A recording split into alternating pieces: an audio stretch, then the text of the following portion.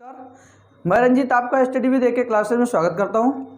दोस्तों, हमें जैसे कि पता है कि आरआरबी एनटीपीसी का एग्ज़ाम डेट आ गया है।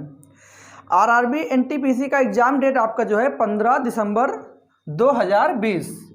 15 दिसंबर 2020। अब हम आरआरबी एनटीपीसी के मैथ पढ़ेंगे। इसमें आपके तीन सब्जेक्ट हैं, मैथ, रीजनिंग और जीए, जिसमें मैं आपको मैथ पढ़ाऊंगा और रीजनिंग। अब इसे पढ़ने से पहले हम देख लेते हैं कि आपके मैथ के, रीजनिंग के और जीए के कितने कितने क्वेश्चन हैं और कितने मार्क्स से हैं। मैथ का आपका होगा 30 क्वेश्चन, रीजनिंग का आपका होगा 30 क्वेश्चन और जीए ये होगा आपका 40। सबसे इंपॉर्टेंट पार्ट आपका ये है जीए, लगभग मान चलिए आधा, ठीक है, जिसमें प्रत्येक क्वेश्चन 1 नंबर का होगा और माइनस मार्किंग 1/3, जिसमें माइनस मार्किंग 1/3 है। तो हम अपना पहला चैप्टर देखेंगे मैथ का परसेंटेज, प्रतिशत। प्रतिशत का मतलब होता है, प्रतिशत गणित में किसी अनुपात में व्यक्त करने का एक तरीका होता है। गणित में किसी भी संख्या को अनुपात में व्यक्त करने का एक तरीका प्रतिशत कहलाता है। 1% बराबर होता है 1/100। हमें जैसे किसी संख्या का प्रतिशत निकालना है, मान लिए 100 का 20% हमें पता करना है। 100 का 1% बराबर 1/100, तो 100 का 20% होगा 100/20 गुणे 100/20/100। 100 कट गया आपका, 100 का 20% आपका आ गया 20, ठीक है। उसी तरह अब हम क्वेश्चंस जानने से पहले देखेंगे क्रय मूल्य क्या होता है। एक होता है आपका क्रय मूल्य, एक होता है आपका विक्रय मूल्य। क्रय मूल्य, विक्रय मूल्य और अंकित मूल्य। क्रय मूल्य आपका कहलाता है सीपी, विक्रय मूल्य आपका कहलाता है एसपी और अंकित मूल्य आपका एमआरपी। सीपी आपका हो गया क्रय मूल्य, विक्रय मूल्य हो गया आपका एसपी और एमआरपी अंकित मूल्य। सीपी आपका होता है कि वस्तु कितने में खरीदी गई है। विक्रय मूल्य आपका यानी एसपी होता है कि वस्तु कितने में बेची गई है, और जो उस पर मार्क प्राइस होता है, जो अमाउंट प्रिंट रहता है, वो आपका हो गया एमआरपी। अब हमारा जैसे एक सवाल है, किसी वस्तु का क्रय मूल्य 460 रुपए है। किसी वस्तु का क्रय मूल्य 460 रुपए है, एक दुकानदार उसे 20% लाभ पर बेचता है, तो वस्तु का विक्रय मूल्य बताओ, ठीक है। आपका क्रय मूल्य दिया हुआ है, क्रय मूल्य कितना दिया है 460 रुपए। अब दुकानदार उसे 20% लाभ पर बेचता है, 20% लाभ पर दुकानदार से बेचता है, तो हमें इसका विक्रय मूल्य बताना है। इसके लिए सबसे पहले क्या करेंगे, आप 460 का 20% पहले निकाल लीजिए। 460 का 20%, 460 गुणे 20/100। अब इसे सॉल्व कर लेंगे। 20×5 = 5, ठीक, आपका आ गया 92। अब इस जो आपका ये 92 आया है, ये आपका 20% लाभ है, तो इसे हम 460 में ऐड कर देंगे। 460 + 92, आपका विक्रय मूल्य आ गया 552 रुपए। इसका लगाने का एक और तरीका है फ्रैक्शन में। 20% क्या हुआ आपका 20/100, इसे सॉल्व किया हो गया आपका 1/5। अब कह रहा है कि वस्तु जो है 20% के लाभ पर बेची गई है, 5 का एक जो है आपका 20% हुआ, यानी वस्तु जो 5 की थी एक उसमें ऐड कर दिया गया, 6 की बेची गई, 5 की खरीदी गई और 6 की बेची गई। लाभ कितना हुआ? 1 रुपए गुणे 100। क्रय मूल्य खरीदी कितने गई थी? 5, 10 आ गया आपको 20% आ रहा है। ठीक है, हमारा अगला क्वेश्चन है, यदि ए की आय बी की आय से 25% अधिक है तो बी की आय ए की आय से कितने प्रतिशत कम है? वो कह रहा है अगर ए की आय बी की आय से 25% अधिक है तो बताइए बी की आय ए की आय से कितना प्रतिशत कम है? तो इसका एक आसान तरीका है, आप इसे 100 गुणे 20 कर दीजिए। अब क्वेश्चन में आपसे पूछा गया कितना कम है, अगर कम पूछे तो आपको नीचे 100 प्लस 20 कर देना है, यानी ऐड कर देना है जितना प्रतिशत ऊपर दिया उसको। अगर यही आपसे पूछता कितना ज्यादा है तो ये आपका हो जाता 100 गुणे 20 बटे 100 माइनस 20। अब इसे सॉल्व कर लेते हैं। 100 ये आपका कितना हो गया? 120, 6 बार गया, ये आपका आ गया 16 सही 2/3%।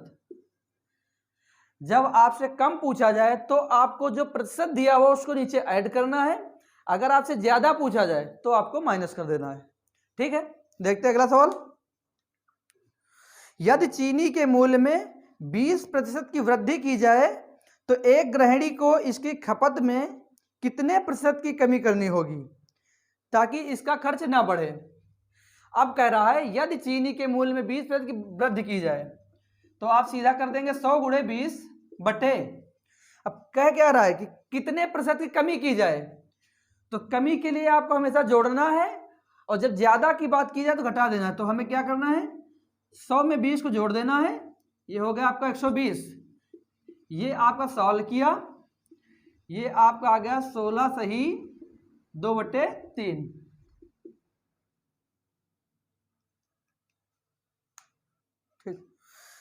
चीनी के मूल्य में 10% की कमी होने पर इसकी खपत में कितने प्रतिशत की वृद्धि कर दी जाए कि खर्च पर कोई परिवर्तन ना हो? अब आ गया आपका वृद्धि का सवाल।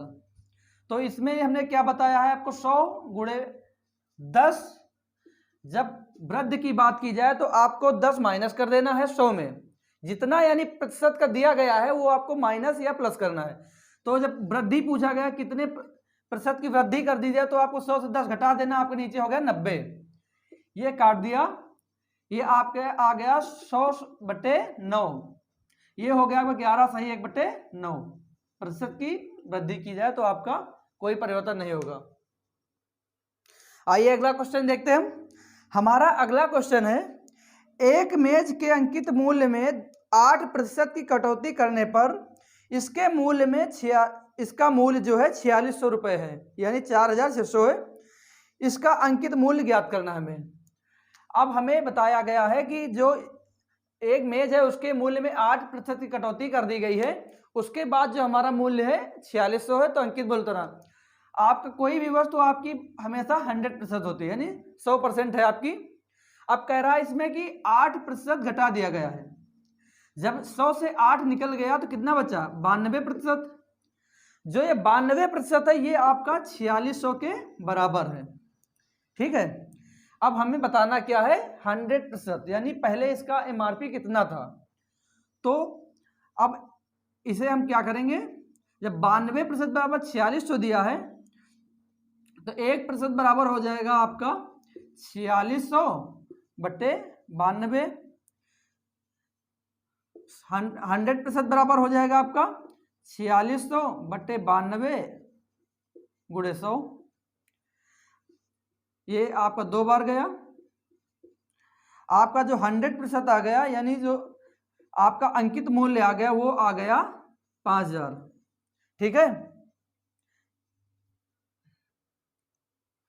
हमारा एक अगला सवाल है, कह रहा कि किसी भिन्न के अंश में 10% की वृद्धि कर दी जाए तथा हर में 12% की कमी कर दी जाए तो हमें 15/64 प्राप्त होता है। तो हमें भिन्न पूछा गया कि वो भिन्न कौन सा है। अब पहले हम कोई भी संख्या हो हमेशा 100% होती है। तो अब कह रहा है कि भिन्न में अंश में जो है उसमें 10% की वृद्धि कर दी जाए, यानी ये आपका 110। और हर में आपसे कहा गया है कि 12% की कमी कर दी जाएगी, यानी 100 से 12 घट गया, आपका बचा 88%। अब इस तो आपका जो भिन्न बच रहा संख्या बच रही है 15/64। अब हमें बताना है कि वो भिन्न क्या थी। तो इसे x मान लिया और इसे y। सॉल्व कर लेते हैं। ये आपका 3 बार गया, ये आपका 22, ठीक है। 22 से 88 कट गया 4 बार,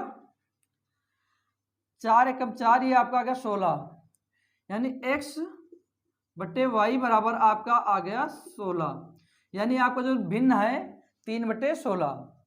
ठीक है, अगला सवाल देखते हैं हम। हमारा अगला क्वेश्चन है, यदि a की ऊंचाई b की ऊंचाई से 20% कम है, a की ऊंचाई b की ऊंचाई से 20% कम है, तो हमें बताना है कि a की ऊंचाई से b की ऊंचाई कितने प्रतिशत अधिक है। ठीक है, अब फिर अभी हमने बताया था कि अगर आपसे कम की बात की जाए तो हमें हर में यानी जो नीचे जो प्रतिशत दिया है उसे जोड़ देना है, अधिक की बात की जाए तो हटा देना है। हमें पूछा गया कितना प्रतिशत अधिक है, तो सीधा हमें कर देना है 100 गुणे 20। जब अधिक की बात की गई है तो 20 घट जाएगा, आपका 80 हो गया। ये काटा आपका 4 बार गया और ये 25, यानी हमें 25% की कमी करनी है। ठीक है, हमारा अगला सवाल है। अगले सवाल में दिया है आपका कि एक व्यक्ति जो है अपनी मासिक आय का 12% बचत करता है, यानी वो जितना कमाता है उसका 12% अपना बचत करता है और बाकी उसका खर्चा हो जाता है। यदि दिया है कि उसका खर्च जो है 19,360 रुपए है, 19,360, यानी 12% खर्च करने के बाद उसका जो बचत करने के बाद जो बचता है 19,360 को खर्च कर देता है पूरा। ठीक है, तो हमें बताना है कि उसकी टोटल इनकम जो महीने की है, यानी पूरी बचत कितनी है। अब जैसे कि मालूम है हमें, ये जो आपका है 12% बचत के बाद खर्च है, तो 100 से आपका हम 12 घटा दे रहे हैं, तो आपका आ गया 88%, यानी जो आपका खर्च है टोटल 88% है, जो कि 360 के बराबर है। वो 12% बचत कर लेता है। हमें करना क्या है, आपका इसका 100% निकाल देना है। वो कैसे, 360 19,360, 1% बराबर 19,360 बट्टे 88 गुणे 100,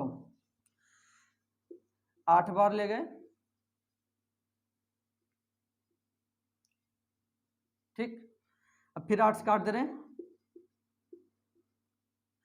आपका आ गया 220 गुणे 100, यानी आपका जो 100% यानी जो उसकी मासिक आय है वो आ गई 22,000 रुपये। वो 22,000 रुपये पर मंथ कमाता है, जिसमें से 12% बचा लेता है, बाकी 19,360 खत्म कर देता है, यानी खर्चा कर देता है। समझ में आया। रमेश के वेतन में 20% की वृद्धि कर दी गई और बढ़े हुए वेतन को 20% कम करने पर रमेश के वेतन में कितने प्रतिशत का लाभ अथवा हानि होगी। कह रहा है कि रमेश के वेतन में पहले 20% की वृद्धि कर दी गई, फिर 20% की कमी कर दी गई, तो अब पूछ रहा है कि उसके वेतन में कितने प्रतिशत की लाभ हुई या हानि हुआ।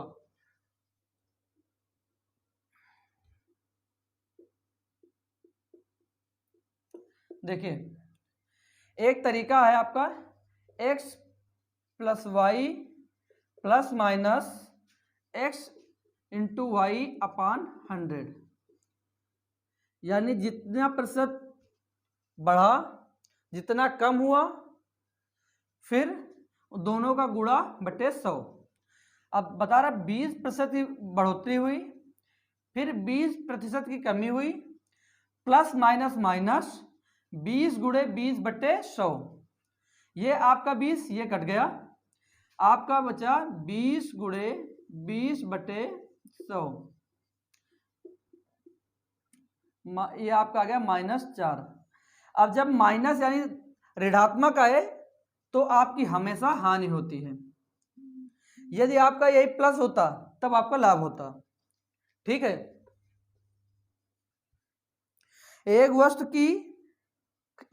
की कर की दर में 10% की कमी कर दी गई तथा इसकी खपत में 10% की वृद्धि कर दी गई। इससे राजस्व प्राप्ति पर क्या प्रभाव पड़ा? यानी पहले उसमें 10% की कमी की गई, फिर 10% की वृद्धि की गई, फिर पूछ रहा है इस पर प्रभाव क्या पड़ा, यानी लाभ हुआ या हानि। तो प्लस माइनस माइनस 10 गुणे 10/100, ये आपका कट गया, ये आपका कट गया, यानी यहां पर बचा आपका 1, वो भी माइनस का, यानी कमी नुकसान हो रहा, हानि हो रही है। आपको ये याद रखना x + y + -x × y / 100। जब कमी होगी तो माइनस होगा, जब वृद्धि होगी तो प्लस हो गया, plus minus minus plus plus plus. ठीक है, दोनों का मल्टीप्लाई करके अपन 100 कर दिया, सॉल्व कर लिया, आपको उत्तर आ गया। हमारा अगला सवाल है 740 का 35% एक संख्या से 34 अधिक है, तो हमें इस संख्या का 2/5 बताना है। तो देखते हैं, 740 का 35% कह रहा है एक संख्या से, मान लिया कोई संख्या x है, एक संख्या से 34 अधिक है, यानी 34 आपको इधर घट जाएगा, जब कम कहता तो इधर ऐड हो जाता बराबर करने के लिए। अब इसे सॉल्व करेंगे, ये आपका 0 हुआ, ये 7 बार गए, 2 बार 37, मल्टीप्लाई किया, ये आपका आ गया 259 - 34 बराबर x। x बराबर आ गया आपका 225। लेकिन हमसे पूछा गया है जो संख्या है उसका 2/5। अब इसका 2/5 निकाल देंगे।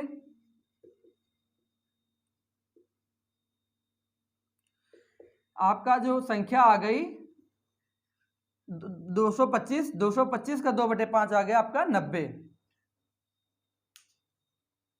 आज के लिए बस इतना ही रखिए। इसके बाद हम अगली वीडियो में इसी चैप्टर से और कई टाइप के सवाल देखेंगे। जो आज हमने 2, 3, 4 तरीके के सवाल बताए, इन्हें आप सॉल्व करिएगा, और इसके आगे इस और अच्छे अच्छे सवाल कई अन्य तरीकों से देखेंगे। ठीक है, अभी के लिए बस इतना ही। तब तक के लिए धन्यवाद।